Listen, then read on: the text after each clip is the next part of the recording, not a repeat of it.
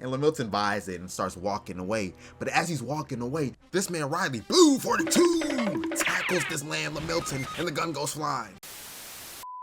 So this episode basically starts off with this evil jit being interviewed. And you know what? I'm gonna let y'all see what he says for himself. Can you tell me your name? Lamilton? Why are you here? 'Cause I'm a bad kid. I do bad things. Yeah, so based off of that, you could probably get the gist that this kid is a demon. And to solidify this point, in the next scene, this dude literally pulls up on Riley with his grandma's car that he robbed. And bro's got the cigarettes on him too. So Riley hops in and Jit just starts wilding out, you know what I'm saying? He starts swerving, he starts cutting through people, almost hitting humans. He basically playing GTA on the road. Meanwhile, this man Riley's in the passenger seat smoking a cigarette, bro. So finally, after a little bit of that swerving and, you know what I'm saying, joyriding, they crash into somebody's backyard. And Riley's like, man, what is you doing, bro? You might have to let me out the car, I ain't gonna lie. Lamilton's like, nah, Riley, I ain't done driving yet. Put it in reverse, Sam. Put it in reverse. And dude just starts taking off again. And so now they get onto the main road and 12 is chasing them. He's still pushing it. So finally they get into this Walmart parking lot where they crash. They get absolutely bombarded by officers. But Riley's like, you know, officers, there's just some miscommunications here. Nothing really going on, you know? And so then we get cut back into the interview with Lamilton. And they're like, yo, so Lamilton, why do you do what you do? And bro's just like, cause I do what I wants to do, man. After getting booked, we get sent back to the Freeman household and everybody's on the couch watching the news. And so this man Lamilton is on TV and he has his own segment and they're asking him about stealing his grandma's car and everything. They're like, Lamilton, you know you could have hurt people, right? You know, I hate that care word. I don't care about anyone or people getting hurt. And so Riley's kind of upset because he wanted an interview for himself, but Granddad was like, nah, we not gonna have you on TV looking like a hoodlum, you feel me? And so yeah, and then the interview cuts to his grandma's side and she's like, you know, all kids steal their grandma's car, you know, it's just normal, give Milton another chance. And so after it cuts off, he was trying to tell Riley that like hanging out with Lamilton's not the moves and he shouldn't be, and Riley's like, nah, hey, you just a hater, you always hating, go outside and read a book or something, always trying to be philosophical, lyrical, miracle, spiritual. But next morning, Lamilton and his grandma come over to apologize, right? And so Granddad's just instantly like, oh my goodness, what are they doing here? He seen Lamilton was instantly like, we're not home, you know what I mean? But he ended up letting them in anyway. And so when they get over to the couch and everything, Lamilton has this scripted apology that his grandma wrote him or whatever, and insert the iconic scene. I apologize to all of you for what I did. It was very wrong and I am very sorry. I just would like to move on and lead a normal life. You know, get a job and a wife and change my ways. After the apology, Lamilton's grandma's like pleading for them to let them be friends, you know what I mean? She really just wants Lamilton to be friends with Riley because dude has no friends, as you can tell, because he's evil. He's a demon. And so after this long sob story she gives, everybody falls asleep. They wake up and Granddad's like, whatever, y'all can be friends. Riley and Lamilton can be homies. So he didn't really mean that. And after they left, he told Riley, he was like, you thought I was serious? Y'all cannot be friends, buddy. And so yeah, you would think that's the end of the story, right? Right? But no, I think it was the next morning on TV, this man Lamilton had his own segment again, and it was for assaulting his grandma. It turns out he was in a store and his grandma refused to buy him some fried chicken, and bro just started brawling comboing her. Like they got this man in 4K too. And then once again, the interview goes to his grandma, and she's like, y'all, please give Lamilton another chance. He just loves his chicken so much. Yeah, but right after all that, Lamilton and Riley end up being reunited once again, you know what I mean, out in public or whatever. And so Lamilton's like, hey, Riley, what's good, bro? You trying to have some fun? Get into some hoodlum activity? And Riley's like, you know it, gang. But as the scene is cutting, we see this bald-headed dude in a suit just lurking. Hold on, is that Andrew Tate? Is that Andrew Tate? Top G? What the? Andrew Tate is stalking Lamilton and Riley. So now that Riley and Lamilton are reunited, they are wreaking havoc upon the city, man. Like these dudes are literally dumping trash into ongoing traffic on the freeway, doing drive-bys with pee and hot sauce, was it? Like, ugh, that's just nasty. And they even caused the freaking lines of car crashing on the highway, bro. At this point, we need a death counter for these guys. They're wilding right now. But all of this is really just Lamilton's influence. Now, on to later that day, Riley and Lamilton are walking down the neighborhood, and Riley's like, hey, bro, I'm not gonna lie to you. I need to head to the crib. I'm kind of tired. And Lamilton's like, nah, Riley, I want to do more bad things, and just turns up out of nowhere. And Riley's like, man, Lamilton, if you gonna be tripping like this, we can't be friends. And Lamilton's like, my fault. I got a little carried away. Let's go watch some movies at the crib, at my crib. And Riley's just like, whatever, let's go, I'm down. Now back to the Freeman household again. This man Andrew Tate ends up being at the door. Yo, calling him Andrew Tate is hilarious. And turns out he was stalking Riley and Lamilton. But when they get inside, he tells Granddad that he used to take care of Lamilton. And he's like, look, Lamilton is no regular child.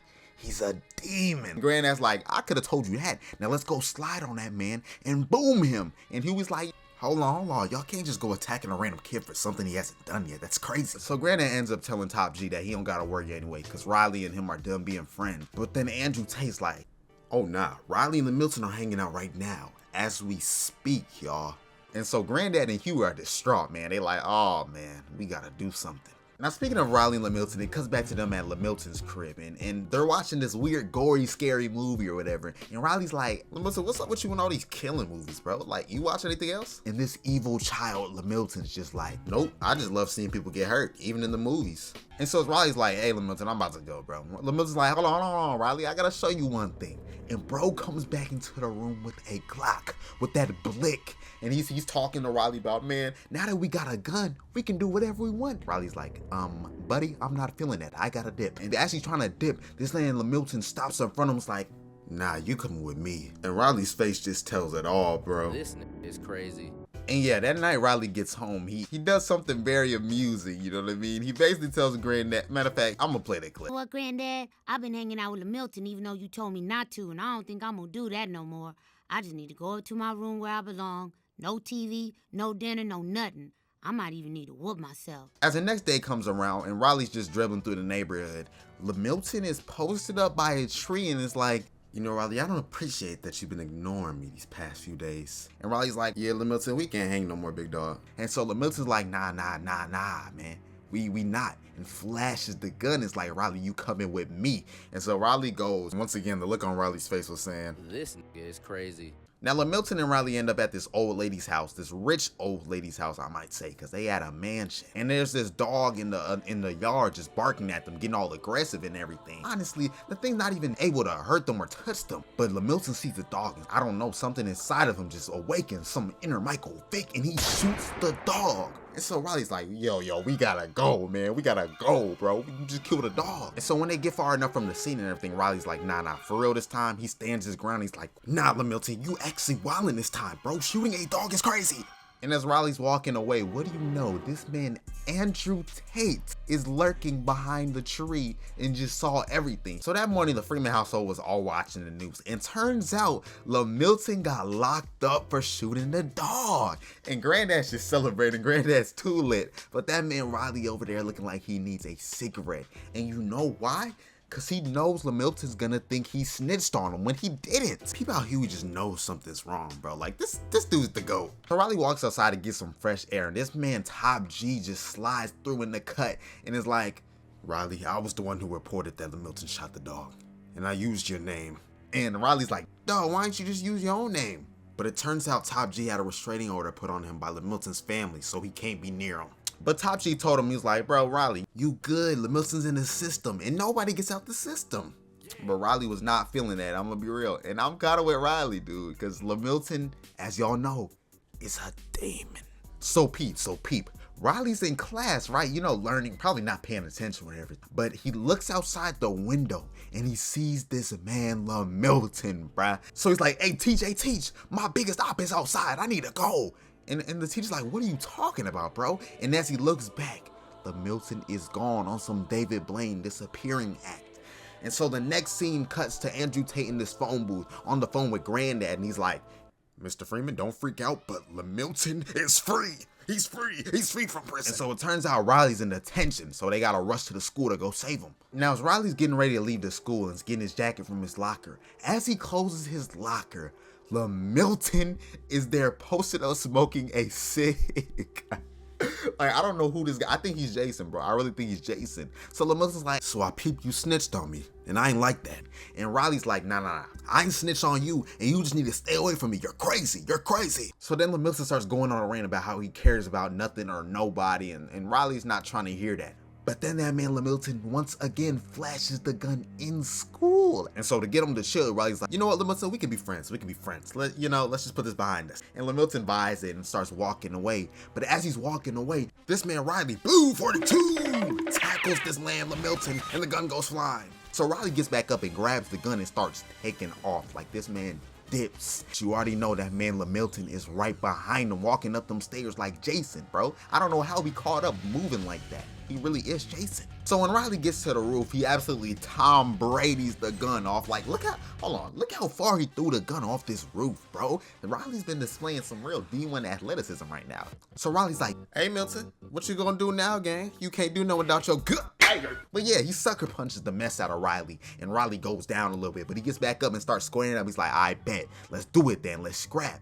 And I'm not gonna lie, Lamilton was kind of doing Riley dirty on this one. You know, he got the double weight advantage or whatever, but Riley was kind of holding his own until Lamilton got on Riley and started choking him out. But then that man Uncle Ruckus came to the rescue. He came to save the day, kinda. What's going on over there? Oh, just two niggas killing each other. Proceed. But yeah, Riley used a little opportunity where Lamilton was distracted to get up and just start going in on Lamilton. He started going combo after combo, haymaker after haymaker. He was looking like Tyson in his prime out there. And so he ends up hitting him with a nice little right hook or whatever it was. And it rocks Lamilton so hard that he slips off the roof. But Riley somehow grabs this 900-pound, hold on, that was toxic. But Riley somehow grabs him and saves him. And he's holding him up by one arm. And just as he does that, the gang arrives to save them both. So Granddad Huey and Top G are running over there. And Top G just gets a speed boost and gets over to Riley's like, let him die. You have to let him die. And I'm like, what? I'm like, what is he talking about? And so Top G starts pulling Riley's arm off of Lamilton's, and this man lets Lamilton fall to his death.